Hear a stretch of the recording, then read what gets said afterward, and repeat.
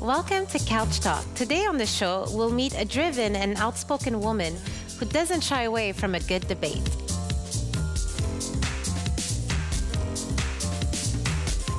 Hi, my name is Mélanie Joly, and I'm a lawyer, an entrepreneur, recently an author, and I'm also an ex-politician. I'm passionate about our society, our political system, and I'm strongly convinced, and I have the strong belief, that we all have an impact on our world, on our environment, on our community.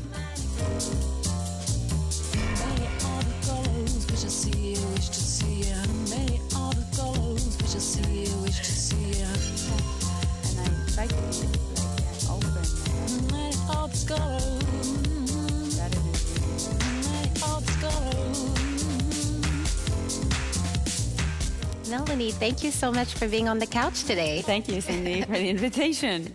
And I appreciate you sending me the book. I've been reading it. And I have to admit, when I first received the book, I was a little skeptical. Oh my God, I have to read a political book. But I was pleasantly surprised.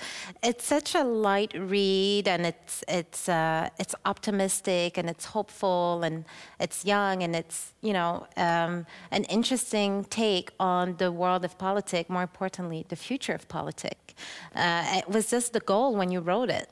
Well, the goal is clearly to show that we can innovate in politics, because it's quite absurd to think that, you know, we innovate in science, in business, in arts, but not necessarily in politics, and that ultimately people have an impact on their society and can have an impact on the political system, and that we can change the political system. Right. So it's un cri du cœur, like I would say in French, a cry from the heart to attract people towards the political world, for them to really become politicians. Right, right. And I feel like you've done an amazing job bringing that in the book, because thank you. I'm not really involved in politics. I have to admit, I'm not the biggest follower. I do vote, but I'm not the biggest follower. But reading this, it made me want to learn more about politics, and thinking about how can I get involved? How can I have an impact? Because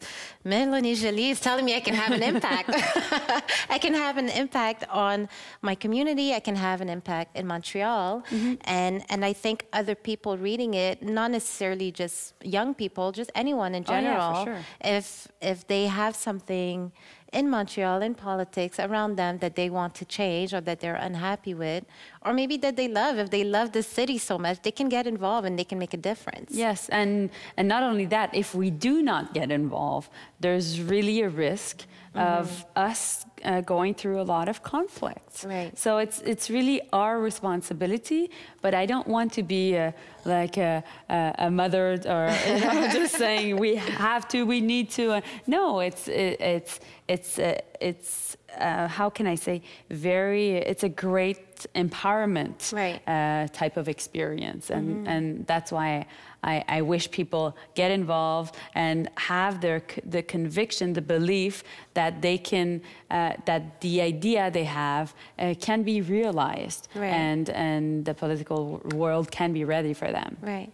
You're obviously very passionate about politics. Did you always know that you wanted to be a politician?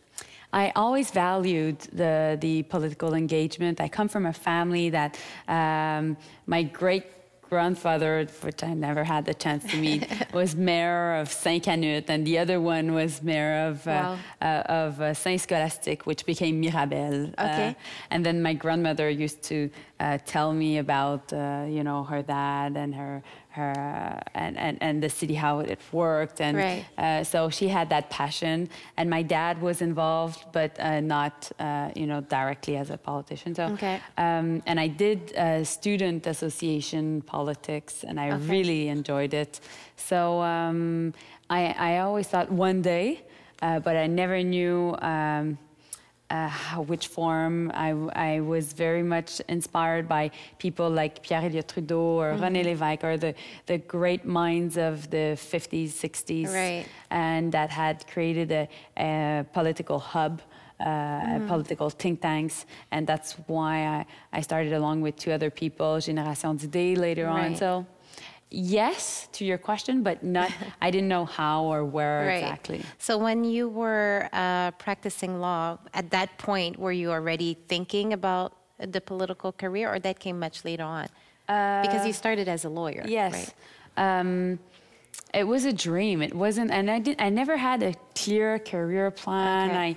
I had dreams, but I was always listening to my heart, listening to my intuition. And I changed many times what I was doing. You know, I was a lawyer, I left law, the legal practice, I went into journalism, and then from there I went into communications, and then later on politics, and now I'm back to business. So for me, it's much more about listening to yourself and what you like, and then rather sticking on to a plan. I don't believe in that. Okay, you don't believe in the plan. No, well, I believe follow your heart type of thing. Yes, exactly. Okay, and you were mentioning that after politics, you decided to go into business. How do you compare the 2 worlds? Do you find that it's kind of a natural transition from politics to business? No, it's not, because the reality is I wasn't elected. So Cindy, you have to deal with the fact that not being elected is a failure to a certain extent. That although it went very well, and I was happy with the results on November 2013, I wasn't elected. So you have to. Politicians go through a desert, and they have to reinvent themselves, and they have to, you know, there's such a huge amount of adrenaline, and that hope, feeling that there's necessarily a detox afterwards. And so my detox was writing the book, although I had started to write it before launching the campaign, and it was also to gather again my energy, become positive again, understanding the emotions I had gone through, and then relaunching new projects. And that's why the business world was just perfect to do that, because it's the best environment to take an idea and really execute it, realize it. Right. But even in the business world now, you still bring the political component. I mean, you've been doing a lot of talks and conferences that involve both entrepreneurship and politics. Yes. Well, of course, I have the creation of a municipal political party and running to become mayor was really an entrepreneurial venture. Because we started from scratch. We had no money. We had no candidates at first. And we had. That sounds like an entrepreneur. Yeah. Well, nobody knew us, so we had to do a lot in a very small amount of time. But for me, and being an entrepreneur is much more state of mind than really just being in charge of a business or founding a business.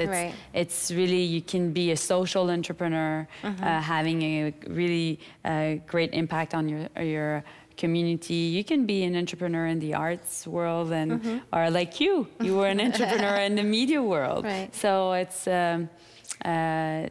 that's building. It's about building something, you know, starting with an idea and seeing it grow. Yeah, exactly.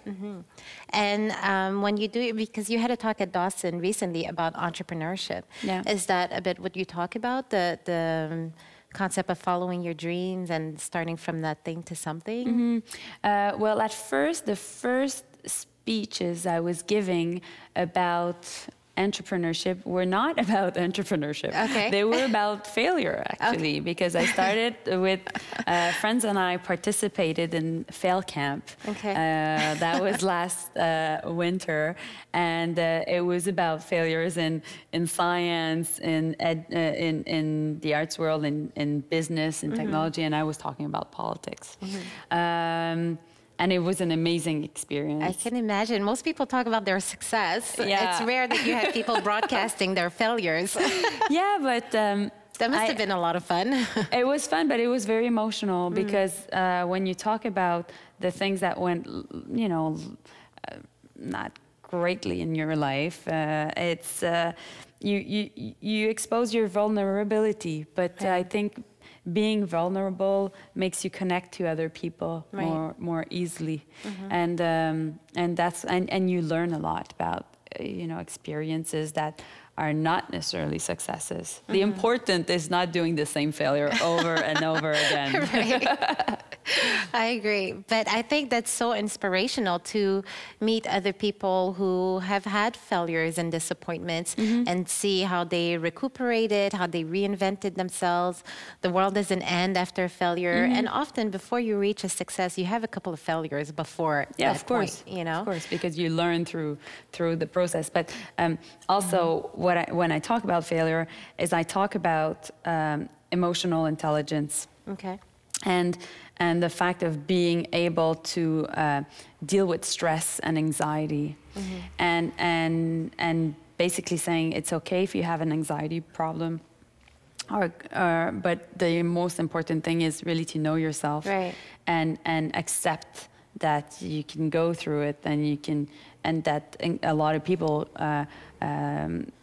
how can I say, live with anxiety. And that in that context, I was involved with Margaret Trudeau for the Run for Women recently. And I was talking about anxiety. She was talking about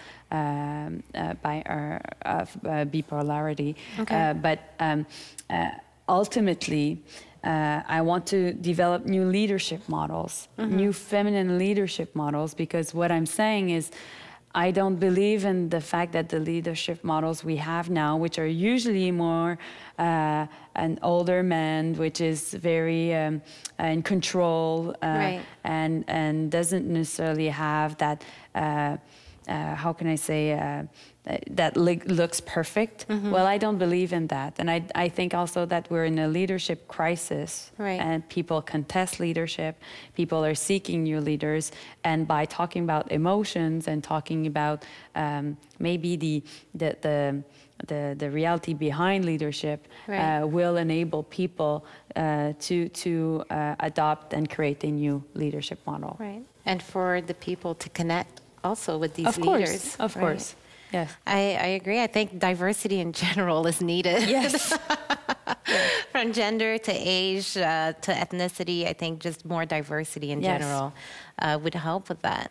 I definitely agree. Well, it sounds like, because I was going to ask you what advice you'd give to a woman, dealing with these, but I think you kind of said it already, just learning to accept if you have some kind of anxiety issue or something like that, learning to deal with it, to cope and accept, and there's no need to pretend, because other people have the same issues. I think people are seeking authenticity, and that will be a strength as a leader.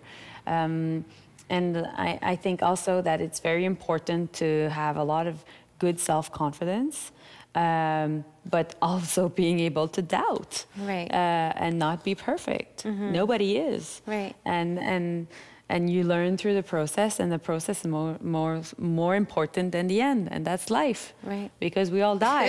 It's ours indeed. It's too early to be morbid.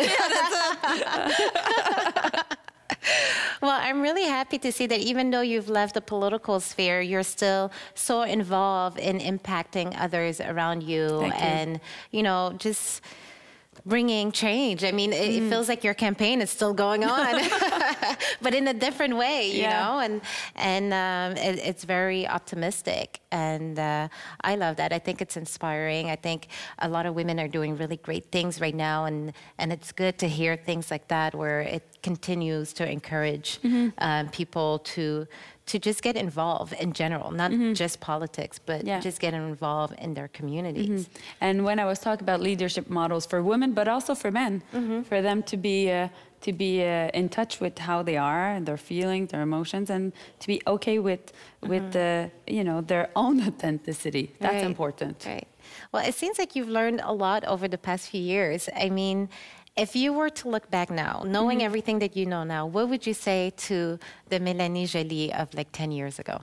I would say to her, it's funny, I was at McGill last night, and one of the students, they were, actually they were alumni, asked me the same question. Oh, really? And I would say to her, live every minute. Stop being too much into performance and thinking about the future. You know, live every minute and enjoy it.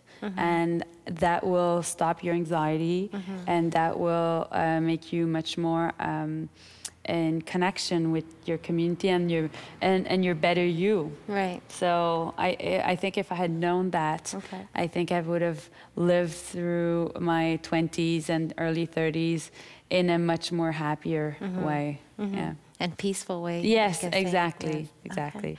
Well, amazing. I look forward to seeing your next projects. Yeah, me too. Hopefully, and hopefully I can make it to the next conference you give, especially if you do more of those failure, how to deal with failure. I'm like, I want to see this. I'll remember that. Perfect. Well, thank you so much for taking the time and for coming on the couch today. Thank you. It's been a pleasure. Thank you. And thank you for bringing me this book. It's been a good read, and I hope other people read it. And thank you to you guys for joining us on another episode of Couch Talk, and make sure to tune in for the next episode. Bye.